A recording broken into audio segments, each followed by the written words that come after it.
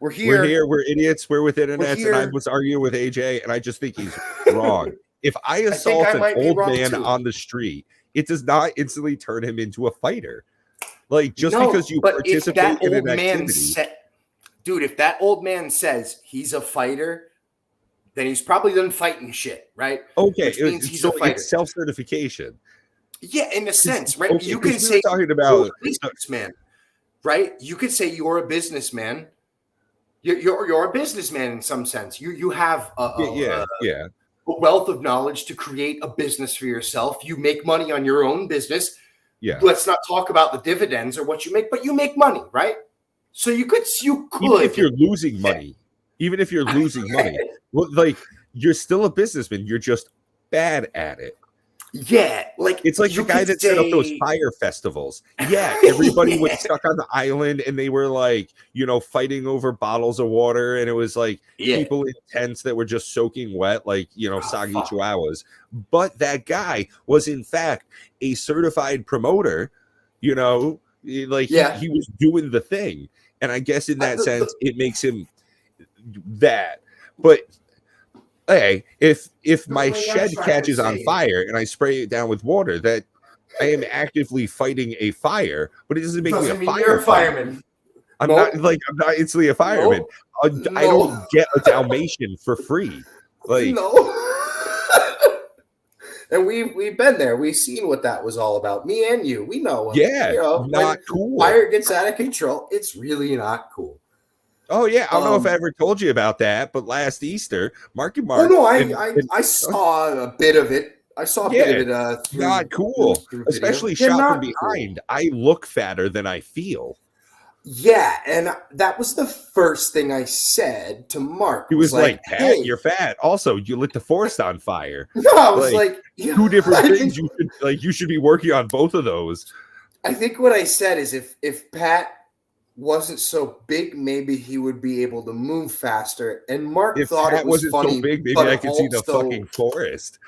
But also was like, no, that was fucking crazy. And I'm like, really? He's like, yeah, dude. Like, so dry, just the perfect, like, literally the perfect storm. You have a little fire, the right wind pushed it into that fucking dry shit, and then there's nothing you can do. It was easy to turn a little fire into a big fire. Shit, dude. Yeah. Like, and it was one of those things where at least I was smart enough to know I didn't have the ability to like stop what was going on. So it was one of those call the fucking fire departments. Yeah. And you got to be smart in those situations where it's like, hey, this is getting out of control. I need somebody else's help. Yeah. I mean, immediately I think I would have just called. And then if they showed up and it was under control, then fine. But I mean, fuck, just get it done, right? Like, same with like if I'm hanging out with you and we're in a car accident or you get shot or you get stabbed and I'm looking at your wounds and I'm like, I think I could stop the bleeding and wait until an ambulance comes. But maybe depending on where I am, I might start driving to where an ambulance might meet me so I can just get you there quicker, right? It's, we're not firefighters. We're not politicians. We're just idiots with internet, guys. So that's it. And I mean, just fucking welcome, enjoy. We're here just dicking around, having a silly goose time. Yeah. It's Sunday afternoon for me. I think it's probably the same for you, Sunday evening. Sunday night, yeah. We're Sunday getting night. So he's hanging out. He's getting ready for a nice hearty stew, a loaf of bread. What's your opinion on bread bowls? I love a bread bowl, but I don't eat bread much, right? Unless it's on a pizza, because I'm Italian and stuff. But a bread bowl, I think it's very underestimated. You could put a lot of things in a bread bowl, and you're going to be very happy. Whereas a lot of people will be like, a bread bowl? Pfft, the fuck out of here. What is that? I'm kind of I like the concept of it. I think for me, unfortunately, it's been the execution. Far too often you get something real soupy, less stew-like, but more soupy. Yes. So it's getting absorbed right in. That thing's like a time bomb, Yeah, Whereas, and like if you don't eat it, it'll start leaking out the bottom and shit. And absolutely. And it's not like you can get that takeaway. You can't DoorDash a fucking bread bowl. Bro, you get yourself a sourdough loaf. You hollow the bitch out, you put clam chowder in it, and you call me the next day and tell me that isn't the best fucking thing you had. Motherfucker, I used to go to Mystic Village, like the Mystic, next to the Mystic Aquarium in Connecticut. Mystic Village. They had like a clam place. Like you could eat clams, and everything is clams, clam fritters, clam chowder, clam fucking strips, all whatever. Yeah, quahogs on the shell. Like you can get them iced like fucking oysters, whatever you want. Yeah, motherfucker, dude, their bread bowl was insanely good. Clam chowder or New England or Manhattan. I never realized until I moved away from Connecticut how good the food scene is down there. It really is good. Our pizza is the best pizza on the fucking planet. New Haven pizza is the best pizza on the planet. And I think it is actually considered New Haven pizza is. Yeah, I think that New Haven, Connecticut is rated one. Something like that. Yeah. It's insane. New Jersey pizza has nothing to do with it. Fucking New York pizza, it's good. They're contenders, but I gotta say, just aside from that though, you also got like the seafood aspect to Connecticut because like great portage right there. You're not right in the big cities, so we're in even the town. Hartford, we have good seafood. We do. Yeah. We do. You can go to like a fish restaurant and expect it to be fresh. There's market so many price a lot of times instead of like it is. There is a lot, but you gotta have the biggest problem with it is though it's Connecticut. Like you have like the population density is too high. Everybody's in a bit of a rat race with each other, and there's just this like competition feeling the whole dang time. Yeah, that is true. But God damn, those clams are good. Well, it's one of those things where like I'd rather just visit at this point. And that's definitely the thing is I go down twice a year, get some free meals, hit up a couple of tasty joints, meet up with some of the townies that never got their ass in gear and moved. Yeah. But don't get me wrong, like two of my closest friends still live, within a couple of minutes of where they grew up. In one case, I think he still lives in the same fucking room, but that's which is funny because the guy makes 6 figures a year, but he's still living with his parents. Yeah, but you save up and you make sacrifices when you're young, and then you'll have a better future. Absolutely, he's doing that. The FIRE, financial independence, retirement early. Like it's the whole concept of like work really hard and then have a bunch of time and money, and like. I'm in that middle, like the Meyer, middle income retirement eventually. Like, I'll be in like my late 50s when I retire. Whereas, I got a good buddy that does like really well, but delivering packages. And last time we talked, he was like, he came over, he stayed for a couple of days, and he just slept the whole time. And it was like, probably fucking need it. Yeah, well, that's the thing. It's like, are you gonna go gold panning? You're gonna like go jump around like and chase birds in the woods? No, you're gonna sleep in late and like order a big lunch and then take a nap. Yo, Sparky, I could imagine him coming to visit you and then just being like, "Yo, I'm here on vacation. I'm gonna buy $45 of Chinese food and just sleep here for like a week and just chill because I need it." That was like 100%. Like we went to my local gaming store. He's been getting back into Magic the Gathering, right? So he bought like $150 of stuff at the store. Then he comes back here. We played for a while. He starts looking around, seeing I got cards everywhere, collection stuff, right? Yeah. And he's like, "Hey, let me poke around." $200 more worth of shit. And then it's like, "Hey, let's order delivery." I don't even feel like going into town. It's like, yeah, man. Sure, dude. I couldn't care. Like just hanging out with a buddy. It's like he was specifically saying that like he's getting some of the highest rate pay that they offer at his company, but the trade-off is he's only got a couple more years that he can do the job. 5 to 10 years maximum if everything goes really well. Yeah. Or if he decides to like move out of state. I think too, at his position, if he goes any higher, he will probably be given stocks for the company, which is like free money. Yeah. But still, it's, you know, we all know that kind of job, when you're a delivery man, it's very demanding, you know. And yeah, I think he was saying that you're going to work for has something like fucking. I think he said between the time he puts it in park and drive, he has to like deliver a package like every 43 seconds. It doesn't count the time you're driving. It's like when you put it in park, he's got to like unbuckle, get the thing from the back, run up, you know, skirt around the dog, jump over the fence, and then get back in his truck. I mean, look, dude, I knew a guy in the 90s who was a neighbor of mine.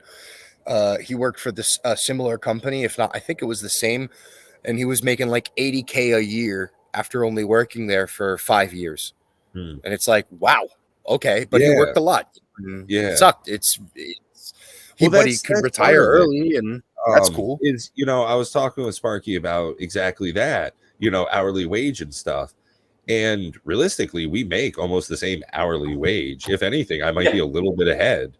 But he works like 70 hours a week. You know, he's doing 10 to 12 hours a day, 6 days a week. And it's like, well, that's where it comes at, is all of the overtime. He'll get time and a half, double time. I think he said at one point, if he works on like a holiday and it's a certain time in the week where he's accrued enough, he'll get triple pay, or he gets like regular pay and then double time on top of it. Like there's some weird holiday with overtime.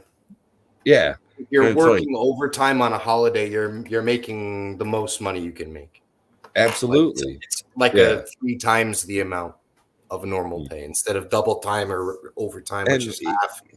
He's just as smart with his financial decisions as any of us are, which means he's buying like pallets of rocks from like a mine in Uzbekistan, and then he's got like selling them on eBay for a profit, you know, like finding a niche market, taking advantage of it. I don't want to say scamming, because what the guy should do is get back into yoga and sleep more. Like, the guy should probably become an insurance salesman on the side, or a lawyer, work from home, and just do yoga every day, hang out in the woods, do your thing, because you can work from home, you know. Advise people into what they should do to make, like, maybe he should be a stockbroker even. I don't know. I mean, he's very clever and very in tune to companies. So, or just become an entrepreneur. I like the idea of him getting a school bus, retrofitting it, and just becoming a rock hound and going from, you know, one flint napping festival to the next reenactment ceremony. And then he's just like trading leather good and rocks and arrowheads that he's made himself. I mean, how fun would that fucking be? It sounds like you do a lot of acid.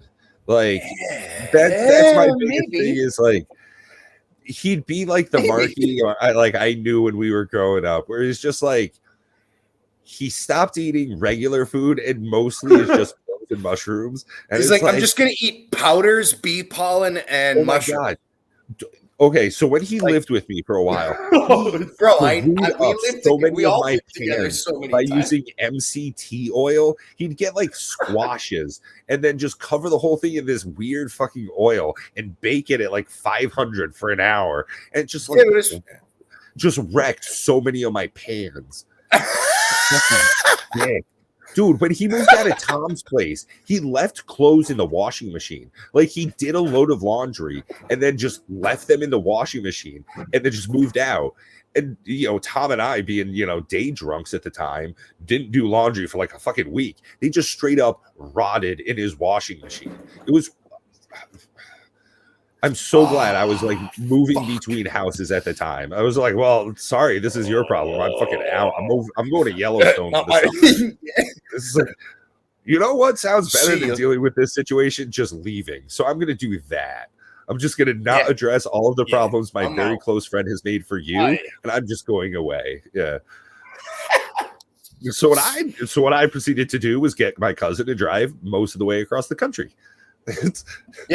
And I believe we talked about that in the just racking up credit card debt all along the way that would haunt me for years to come. DOD, Dose the Driver. It's like a rampant thing that had happened. And what was funny about Dose the Driver was there was this particular substance that made by someone that we kind of both know. And it was like DHP, Dennis's Happy Powder or something. Yeah, it was just like a chemical analog. It's one of those weird things where like a lot of pharmaceutical companies have spent time and research money into making just weird chemical concoctions that do something.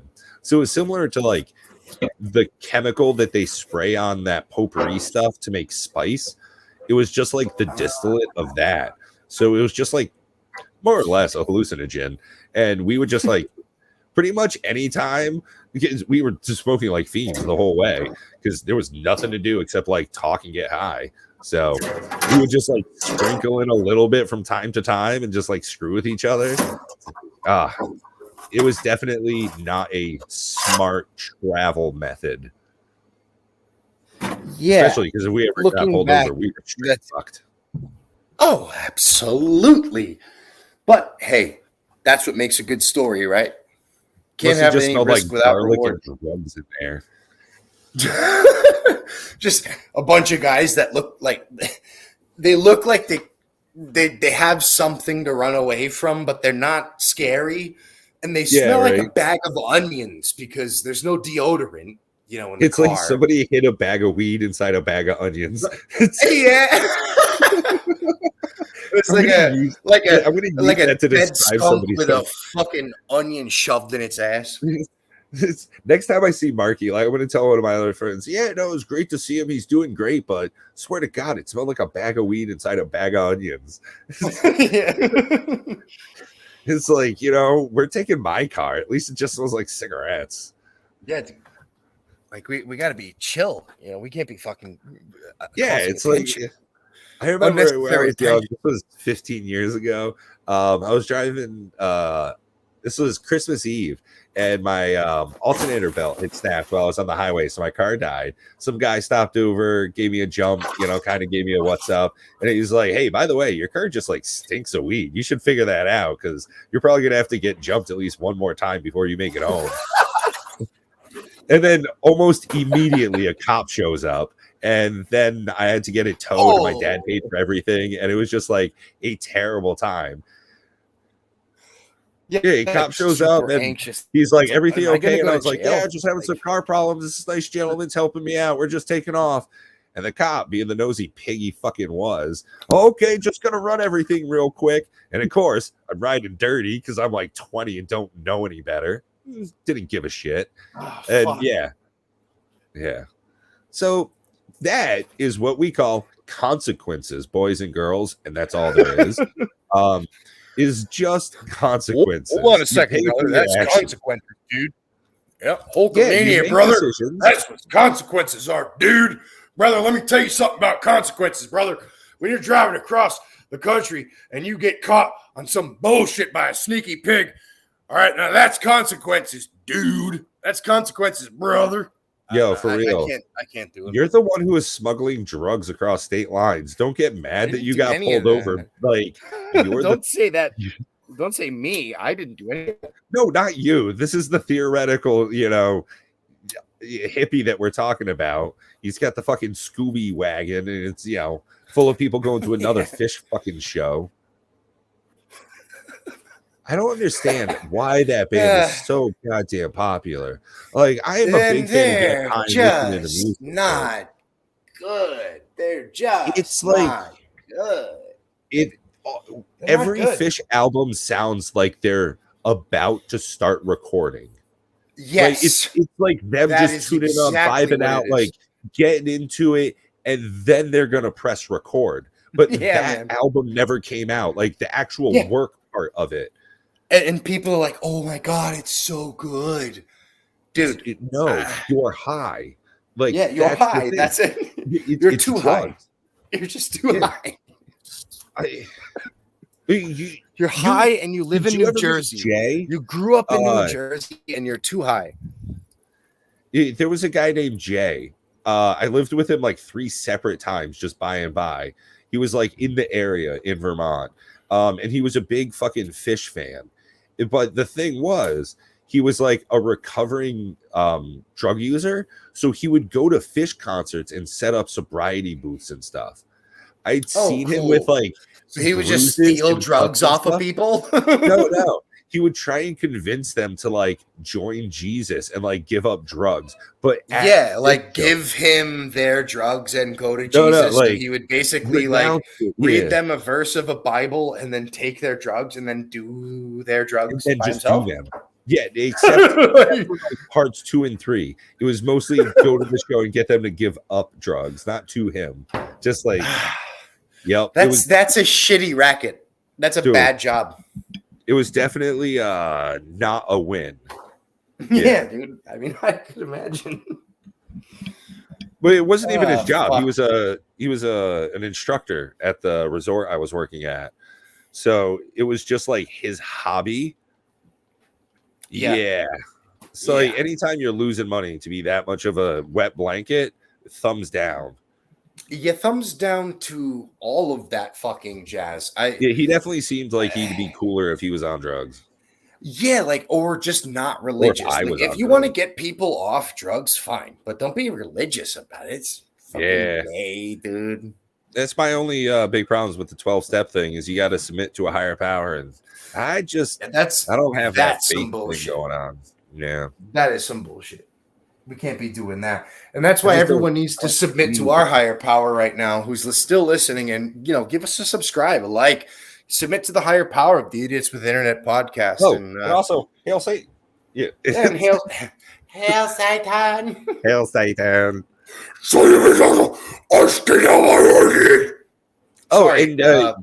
Speaking of giving Satan his due, it seems as though he's finally coming for Jimmy, also known as Mr. Beast. His days of reckoning seem to be upon him, though. Yo, that might have to be a whole nother fucking podcast because I have heard of this, and this is getting weird, because he has so much money. To be weird, I can point my camera down more. I mean, join our Patreon. Yeah, I think it's still the Idiots with Internet at Patreon. No one goes there, and I don't expect. Of course, nobody fucking goes there. We've got no subscriber growth. No, but that's okay. That's okay. We do our. It just comes down to consistency. Yeah, we're consistent like a good block of butter. We try to be, at least. We try. We're consistent like a brickweed from Mexico in like the early 2000s. Where you got to use a hacksaw to get to the good part. All right. Okay. It's still going to do the job, but you got to get out the seats and stems. Yeah. It's tolerable. Yeah, okay, I feel it's almost like you can smoke something and get drunk. There was a weird inebriation from Mexicali brickweed. Oh, fuck, dude, this shit that we used to smoke tastes like chocolate or fish. It was what the hell is going on here? Yeah. And then I had cramped hands, and you were like, "This is fine. I don't know what's wrong with this." I'm like, I'm dying. I'm dying. I've told this story before, where it's yeah, I remember this one time. Again. I am at least cognizant. I'm aware of my very bad relationship with drugs. And this is an exemplar of that, where it's one of my friends calls me up very clearly worried and is I think I've been giving drugs and what should I do? And it's bring them here. So I did some. And boy, you were right. They were extra drugs. And it was well, I'm down for this. At least I know what's going on. Yeah. Yeah, that shit was not cool for me. Fuck. God, you know what would make these drugs better? More drugs. Anyways, on that note, ladies and gentlemen, don't do drugs unless you really want to. And we love you. That's it. Goodbye. No, fuck that noise. Nobody's drug free. It's just who takes your money. Whether it's the pharmacist or the coffee barista, nobody's drug free. It's just who takes your money. Whether it's the priest giving you your communion or you going to get your Ozempic from the doctor. Everybody's on drugs. Welcome to America, baby. Have a great weekend. Bye, y'all. We love you.